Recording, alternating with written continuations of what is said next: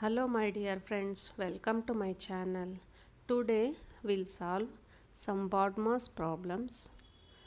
So in this problem there are no brackets, no orders. So the first step is division. So here in this equation 6 divided by 3. So the answer is 2. Next step is the equation becomes 15 minus 2 plus 4. So now we have to do minus 2 plus 4, that is plus 2. So the equation becomes 15 plus 2. So the answer is 17.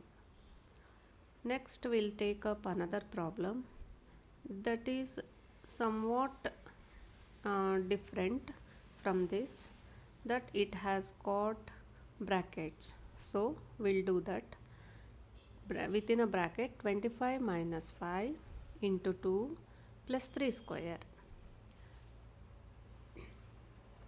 According to BODMAS, first we have to solve bracket problems. So 25 minus 5 is equal to 20. Next we have to solve orders. So the equation becomes 20 into 2 plus 3 square. Now we have to solve 3 square. So the 3 square is 9. Next 20 into 2 plus 9. So first we have to multiply.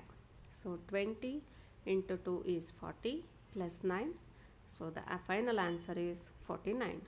Thank you for watching.